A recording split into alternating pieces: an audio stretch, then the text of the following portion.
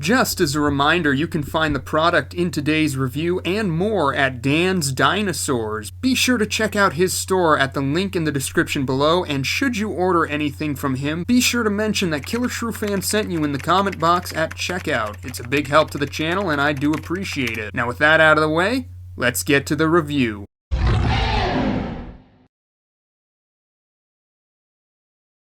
Hello everyone and welcome to Killershrewfan's Killer Toy Reviews. Today marks the beginning of a long journey wherein I'll be catching up on PNSO reviews. As you all know, PNSO has been blasting us with release after release, and we're finally catching a break due to the Chinese New Year, so I figured it was a good time to start pumping out some reviews of their new figures. I just got in a big batch of the new models from Dan's Dinosaurs. If you missed my unboxing video, be sure to check that out in the link below, but among those was this guy here, Domingo the Carnotaurus. Now, if you're not new to my channel, you know darn well that Carnotaurus is my all-time favorite dinosaur, so when I saw that PNSO would be producing one as part of their onslaught of figures, it instantly became a priority for me. This was my first dinosaur-related purchase of 2021, so I think it's only fitting that it should be my first review.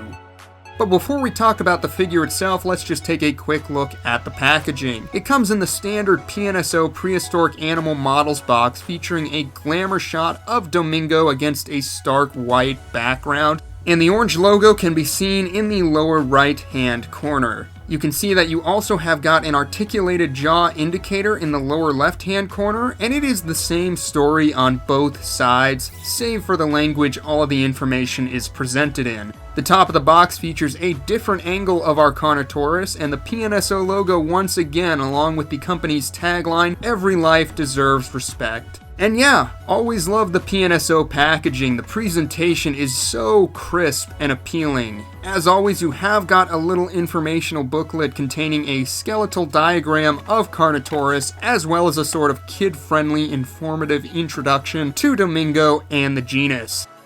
But with that out of the way, let's get to the figure, starting off with a nice 360-degree view, and I gotta say, this figure has not lost its luster since I opened it. I still think it looks absolutely gorgeous. The pose, the paint job, all of it is just so striking and pleasing to look at, and I can't wait to give you guys a closer look.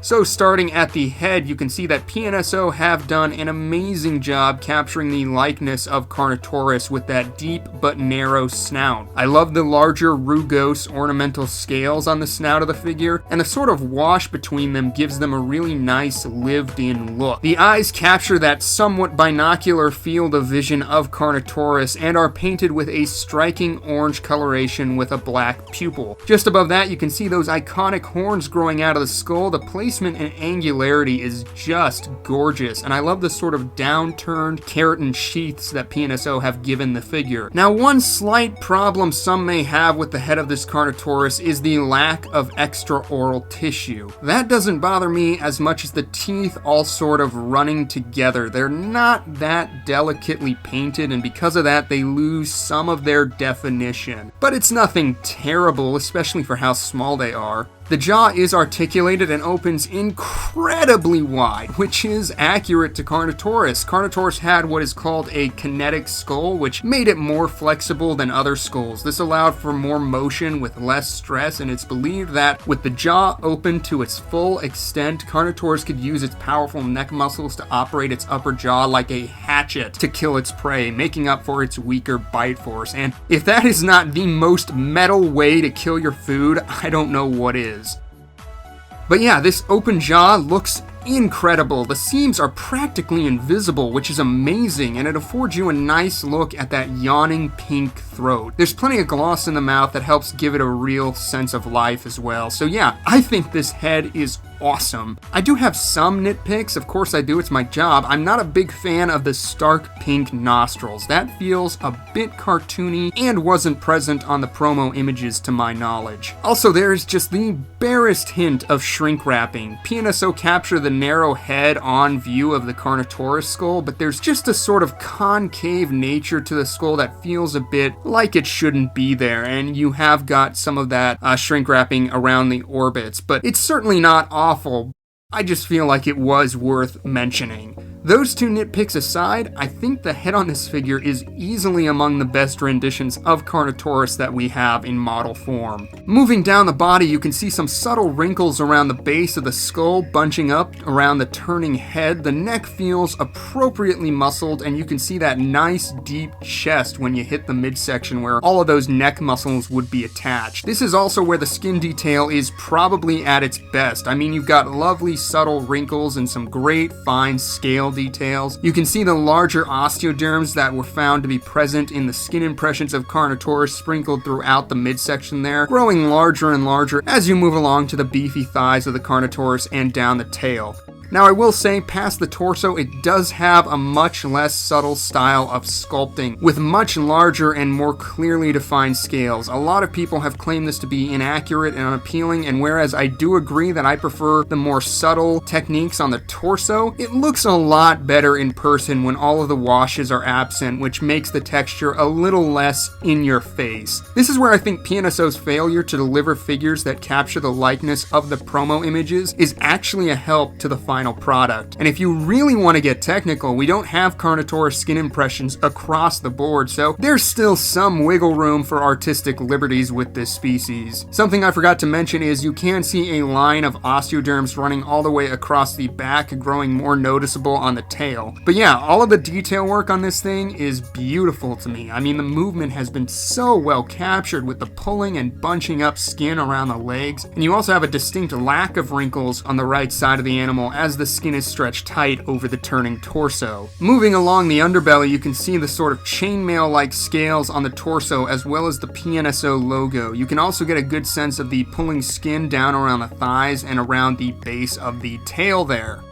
And speaking of the tail, one thing you always need on a good Carnotaurus model is the massive tail muscles. A lot of people were concerned when the promo images dropped that the large cardiofemoralis muscle in Carnotaurus' tail was not properly rendered on this figure. But looking at the trunk of the tail from a dorsal view, I can say that PNSO have given it an appropriately beefy width. It could probably have been taken just a step further, but at least it's not completely absent. Another facet of Carnotaurus that always has to be talked about are those vestigial arms, and I gotta say, this may be my all-time favorite depiction of Carnotaurus' arms. They're held at the perfect angle right up against the body and are so small that at certain angles, they're hard to make out and seem to disappear into the rest of the body, which is exactly how they should be. Unfortunately, you have got a rather visible seam line on the right side of the figure, which somewhat detracts from the look of that arm. This is the only noticeable seam on the figure, which is a bummer since they did so well at hiding the seams on the articulated jaw, but beyond that, I think these arms are great. Now let's talk about the legs. It bears repeating that nothing is known of Carnotaurus below the knees. All of that is speculative, but I can't help but feel on this model that the lower legs are a bit too beefy for a speedy predator. They're well rendered with some lovely musculature, and the scale and skin details are as well done as everywhere else, but I would have preferred a more gracile and lithe approach to the legs. I think that would speak more to the fleet-footed nature of Carnotaurus. These legs look a little closer to T-Rex in appearance, which we all know was not built for speed. Maybe it was all done for some extra stability, but I don't know. We have the stand, and I don't think that was entirely necessary if that was the case. The toe claws are painted in a cream color and have the worn down claws like the new Wilson, which I think is a lovely detail. As far as the pose goes, I love it. It's graceful, active, fluid, lifelike, and other synonyms for realistic. You can see Domingo is in mid-stride with his left leg forward, his midsection raised and neck craned upwards and to the left as if he sighted something or is scenting the air. With the mouth open, it looks as though he's issuing a warning call, perhaps to a potential rival. The tail has a sort of undulation to it that might not have been entirely possible with that massive tail muscle, but it's nothing too extreme, so I'll let it slide. Like all of PNSO's theropods as of late, he does come with a plastic support rod just to make sure he doesn't tumble off your shelf, but he doesn't need it to stand, at least not on a flat surface, and at least not for now. I am using it just for safety reasons. I don't want him to tumble off, but honestly, I hope the stability lasts because I think this pose is fantastic, and if it's well balanced to boot, well then, that's just the cherry on top. The color scheme is also a win. Now, PNSO is known for sometimes delivering underwhelming color colors on their final products, but I'm very happy to say that Domingo here looks amazing and actually fairly close to the promo images. I think all that's missing from the promo images is a more defined white wash on the facial integument and the dark washes on the body, but like I said, I think that actually benefits the figure. Domingo is done primarily in a rusty orange color with a cream underbelly and a beautifully airbrushed dark brown striping across the back, thighs, and face. It's easy to see that this paint scheme is inspired by tiger patterns, and I think that's awesome. Usually I find such blatant, extant patternings on dinosaurs to be a bit tacky. I mean, what are the odds that a creature from millions of years ago is going to have the exact same colors and markings as animals today that aren't even from the same family? But here, I think it is so fitting and pleasing to the eye that I actually love it. This might be my favorite color scheme on any of my Carnotaurus figures to date. As far as the measurements of Domingo go, he comes in at 9¼ inches long, or about 23.5 centimeters from snout to tail, but if you were to measure along the curvature of the spine, it comes in closer to 10 inches long. From the ground to the highest point, which is the back of the neck, you're looking at about 4.5 inches off of the ground, or about 11.5 centimeters. Now, higher estimates of Carnotaurus put it at around 30 feet long, so if my math is correct, that would put this model right around the ever-popular 1/35th scale.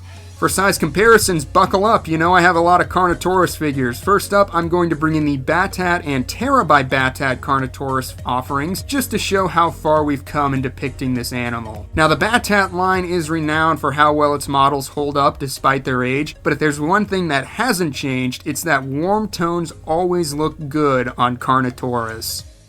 Next up, we have the Papo Carnotaurus. This was my first model in my collection after I started collecting again, so it has a special place in my heart. But between the two, I think Domingo is the obvious choice. And here it is with the hit-and-miss Safari Carnotaurus from their 2019 line, and this does a good job of highlighting the distinct styles between the two brands. One thing I will say is that Safari's shines in its subtlety, but I can't help but look to Domingo when these two are right in front of me. And here we have the Rebor Carnotaurus Crimson King, even though there's no sign of crimson on that thing, and it is certainly no king. Yeah, if you've seen my reviews of that figure, you know exactly how I feel about it. And while I'm on the subject, links to relevant reviews are all in the description, by the way. Speaking of Rebor, here it is with their recent Carnotaurus skull oddity, and you can see just how well PNSO captured the shape of the Carnotaurus skull with Domingo here. Yeah, this is a fun comparison for me. I love that skull. Now I'm going to bring in the Nanmu Carnotaurus Ranger, which does a decent job at being both a Jurassic World model and somewhat scientific figure. Either way, you have two greats here, a great movie-inspired model and a great scientific figure. And here it is with the Collecta offering. This was widely accepted to be the best Carnotaurus model available according to the community, and in some ways, I think that is definitely still true. But when it comes to aesthetics alone, I think the PNSO figure is tough to beat. And speaking of tough to beat, here it is with the Carnegie Carnotaurus, which if you caught my review of this beauty, you know this is my favorite Carnotaurus model to date despite its age showing in some regards. Now that Domingo is here, has the Carnegie offering been dethroned? Well, hard to say. I think I like both of them for different reasons. Either way, they're both in my top 3 along with that Collecta Carno. Now here it is with the Mattel figures, just to showcase the difference between models and action figures. And while we're on the subject of Jurassic, here is Domingo with the super sought after, but admittedly quite ugly even for Carnotaurus Kenner figures from the 90s. And I'll wrap up Carnotaurus comparisons with the Schleich trio. I'm not going to say anything here, we're just going to sit so that Schleich can think about what they've done.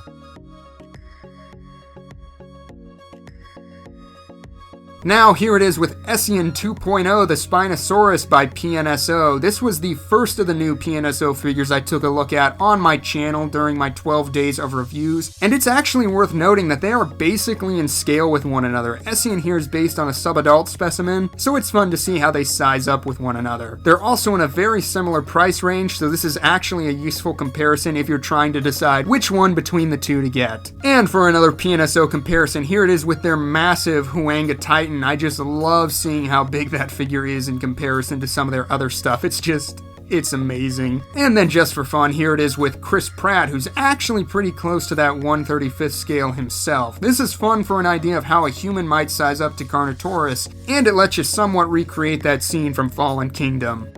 So now that we've gotten through that obscene amount of comparisons, that is going to do it for my look at PNSO's Carnotaurus Domingo. I absolutely love this figure. It's far from a scientifically perfect rendition of Carnotaurus, but it's so well done and pleasing to look at that I find I can look past all of its faults, especially since none of them are glaringly awful. This has quickly become one of my favorite renditions of my favorite dinosaur, and I am so glad that PNSO, who is quickly becoming one of my favorite companies, decided to tackle this species. Now, if only they could do some other Abelisaurs. Careful what you wish for, am I right? But as far as this offering goes, the paintwork, pose, and details win it a dynamite rating and a roaring seal of approval. If you're looking to collect PNSO's new figures, be sure not to skip this one. Thank you guys so much for tuning into today's review. Since you're here, why not let me know what you think of this figure? Do you own it yet? Are you planning on picking it up? What is your favorite Carnotaurus model? And what Abelisaur would you like to see PNSO release next? Drop a comment down below on your way out. Thanks for sticking with me to the end. I hope you enjoyed the review, and I hope to see you again next time for more PNSO goodness. Until then, take care out there,